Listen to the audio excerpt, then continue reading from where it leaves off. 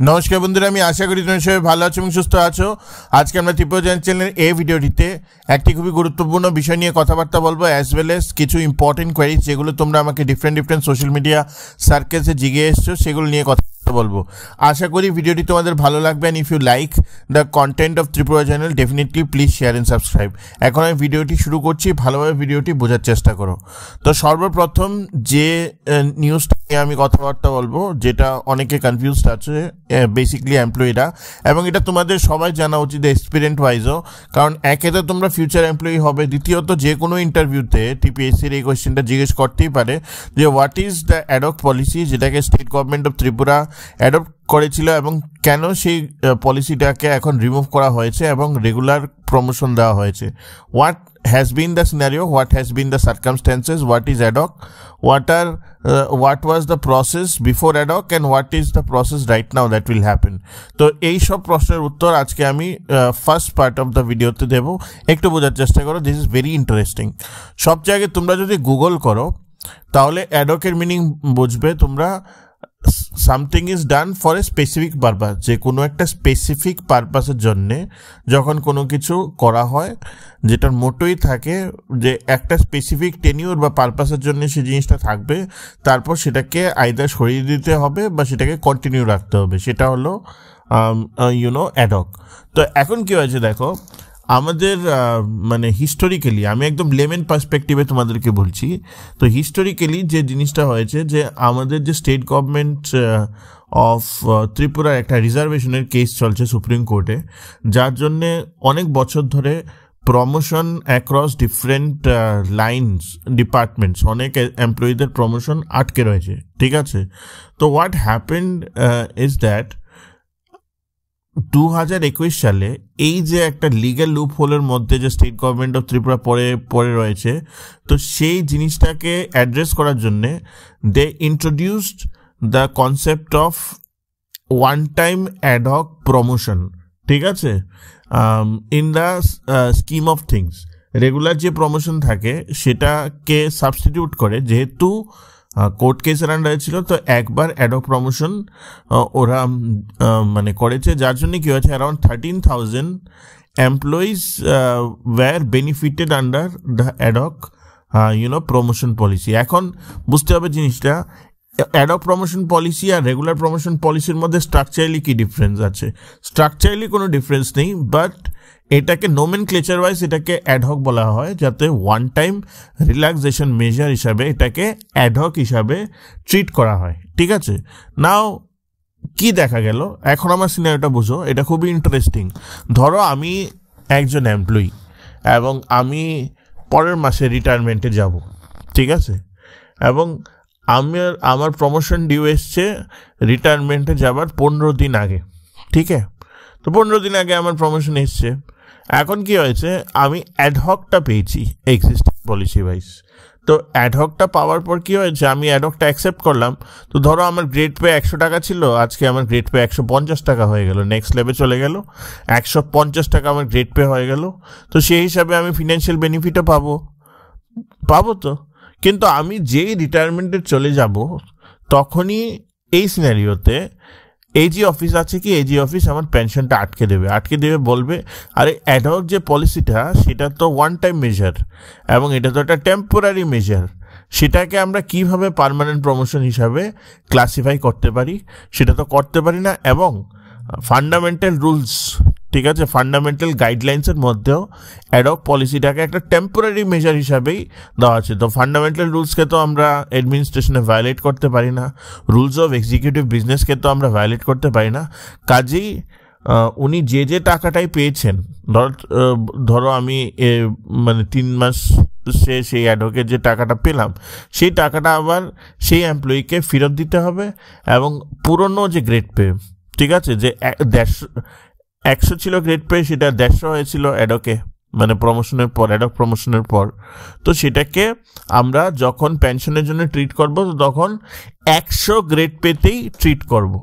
তো বুঝতে পেরেছো, what happened is been the employee, though he has work for 25 years or 30 years in the service, 30 years work করে লাস্টে যে প্রমোশনটা পেলো সেই প্রমোশনটা অ্যাডহকে কনভার্ট হয়ে গেল, এবং অ্যাডহকে কনভার্ট হওয়ার পর হোয়াট হ্যাপেন্ড ওয়াজ দ্যাট কোনো ফিনান্সিয়াল বেনিফিট তো পেলই না এমপ্লয়ি। আজকে ধরো ওই যে অনারেবল মিনিস্টার যে এক্সাম্পলটা দিয়েছেন, কেউ ডেপুটি ডিরেক্টর থেকে জয়েন্ট ডিরেক্টর হয়ে গেল, তখন তো জয়েন্ট ডিরেক্টরেরই কাজ করছে, তাই না?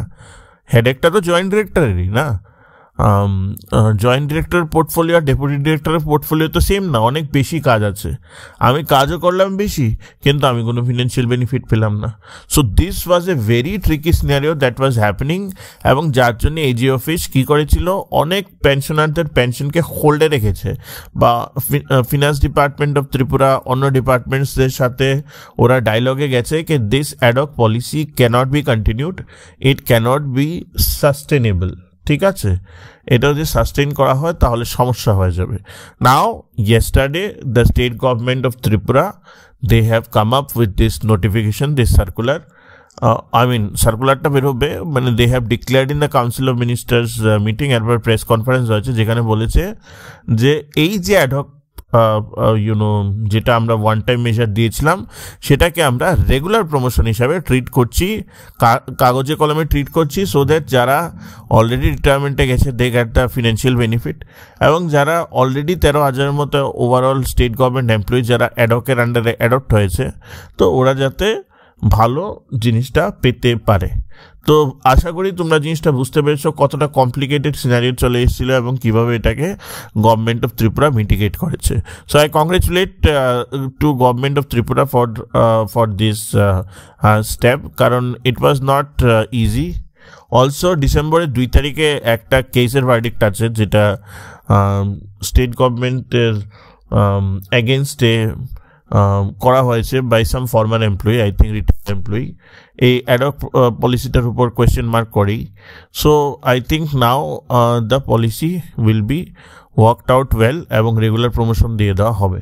তো এটা ডিটেলস যখন সার্কুলারটা আসবে তখন তোমাদেরকে বোঝাবো। আশা করি তোমরা বুঝে গেছো, ইটস নট এ মানে রকেট সায়েন্স, যেটা কিছু বোঝার ছিল, একটা লুপ হোল ছিল, সেটাকে মানে হ্যান্ডেল করা হয়েছে ভালোভাবে। নাও তোমাদের মধ্যে অনেকেরই ইতিমধ্যে কোয়েরি আছে কি স্যার, ধরো আমি জিআরবিটি পেয়েছি 2020-তে স্যার, এটা কি আমার উপর কোনো ইম্প্যাক্ট পড়বে? তোমার উপর কীভাবে ইম্প্যাক্ট পড়বে? এটা তো যারা অলরেডি শুধু অ্যাডহক প্রমোশনটা পেয়েছিল, ঠিক আছে, ওদের ইম্প্যাক্ট পড়বে। তোমার যখন প্রমোশনের টাইম আসবে তখন যদি কোর্ট কেসটা উঠে যায় তো তাহলে তুমি রেগুলার প্রমোশন হিসাবেই তোমাকে ট্রিট করা হবে, এরকমভাবে তো অ্যাডহকভাবে তো আর ট্রিট করা হবে না। তো এটা হলো overall technical aspect of the ad hoc thing. Now let's come to some of your most important queries that you have asked me. একজন স্টুডেন্ট আমাকে বলছে স্যার 2025 তো চলে গেল এবং অনেকগুলি জবেরই তো আমরা ভেবেছিলাম বেরোবে, কিছুই বেরোয়নি। নাও স্যার আমাদের ভরসা উঠে যাচ্ছে যে চাকরি বাকরি বেরোবে কি বেরোবে না।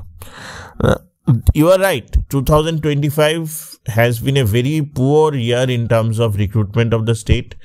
এডুকেশন ডিপার্টমেন্টে কিছু রিক্রুটমেন্ট হয়েছে, but apart from that generalist recruitment আমি খুব একটা দেখিনি থ্রু আউট দ্য ইয়ার, এবং আমি খুব একটা second half of the year, first half of the year তবু কিছু একটা বেরিয়েছিল যে টিসিএস বেরোবে অ্যান্ড অল দিস থিংস এসছিল, নিউজ ফাইল মুভস হয়েছিল, 2-3টে ফাইল মুভ হয়েছিল, কিন্তু সেকেন্ড হাফে জিনিসগুলি পোস্টপন্ড হয়ে গেছে। আনফর্চুনেটলি 2016-এ টিসিএসের ভার্ডিক্টের জন্য টিসিএস পোস্টপন্ড হয়েছে, এবং বাকি এনসিলারি এক্সামও কিছু কিছু লিগ্যাল লুপহোলসের জন্য পোস্টপন্ড হয়েছে। But this is very important now to understand. 2028-এর শুরুর দিকে I think we will have the state election, ঠিক আছে? স্টেট ইলেকশন 2028-এ হবে, দ্যাট মিনস 2027 থেকেই ক্যাম্পেনিং টেকনিক্যালি শুরু হয়ে যাবে 1 year back. So which means middle of 2026 থেকে 2028 যে টাইমটা, এই যে টাইম লাইনটা 1.5 years, you will see record number of recruitments, ঠিক আছে?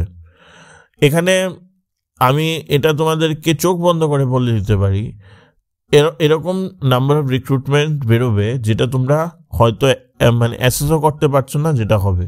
কাজেই আমরা যে প্রিপারেশন করছি না, আমরা যে ব্যাচেসগুলি করাচ্ছি সেগুলো মেইনলি আমরা ওই পারপাসেই করাচ্ছি, ওই পার্টিকুলার টেনজিবল টাইমলাইনটাকে মাথায় রেখেই সবাইকে প্রিপারেশন করানো হচ্ছে। দেন যখন ওখানে একটার পর একটা এক্সাম চলে আসে না, তাহলে যাতে তোমরা জিনিসটাকে পেতে পারো ভালোভাবে, it works out well for you. তো patience is the game for state government recruitment. Patience রাখতে হবে, that would be my advice. Patience রাখতে হবে, পড়ে যেতে হবে, সিলেবাসটা শেষ করে দিতে হবে, otherwise it will B A problem. someone told me that অনেক জায়গাতে এরকম একটা সেকেন্ড কোয়ারি দিয়েছিস, এমন একটা query someone actually asked me that I don't know any YouTube channel or somebody said, আমি চিনি না, but somebody said কে এই যে জিআরবিটির যে পোস্টগুলি বেরোচ্ছে, সেই পোস্টগুলি শুধু বেরোবে জিআরবিটি 2 ফর 97 পোস্ট অনলি। তো তাহলে জিআরবিটি 2 এর জন্য প্রিপারেশন করে লাভটা কি? দেখো, যত 2026 শুরু হবে, 2028-এর দিকে যত অগ্রসর হবে, real information will be very less, misinformation in the market will be very high. ব্যাপারটা এরকম হলো যে অনারেবল মিনিস্টার যে লাস্ট মানে গতকালকে যে কাউন্সিল অফ মিটে, তো গতকালকে অ্যাডক হলো, এর আগের যে কাউন্সিল অফ মিটিংয়ের যে ডিসকাস করেছেন, in that particular discussion he has category talked about one department. So this 97 total number of posts are from one particular department. উনি বলছেন এই 97 পোস্ট XYZ ডিপার্টমেন্টের থেকে আন্ডার JRBT যাবে। We have 62 departments in the state of Tripura. আমি যদি education ডিপার্টমেন্টকে bifurcate করে দিই sub ডিপার্টমেন্টসে, we have 62 total number of departments in the state of Tripura. So if you can just have a common thing, কে আমি যদি কিছুই না করি, 62 ডিপার্টমেন্টের অ্যাভারেজে যদি আমি 10টা করে নিই, তাহলে 620টা পোস্ট, ঠিক আছে? But here we are not going for all 62 departments and all, all the departments will have posts. They will be disproportionate. কিছু বড় বড় ডিপার্টমেন্ট আছে, যেমন হোম, যেমন PWD, হোম মানে পুলিশ, তারপর PWD, তারপর তোমার রুরাল ডেভেলপমেন্ট RD, এরকম কিছু বড় বড় ডিপার্টমেন্টস আছে যেগুলোর নিজেদেরই requirement, I know for sure নিজেদেরই রিকোয়ারমেন্ট, এখনও প্রত্যেকটা ডিপার্টমেন্টের 200, 300, 400 করে LDCর পোস্ট খালি আছে। তো all this fixed pay post will come under the ambit of GRBT. Recently তোমরা জানো জিআরবিটির টেনিউরকে আবার এক্সটেন্ড করা হয়েছে এবং এটা ফার্দার এক্সটেন্ড করা হবে।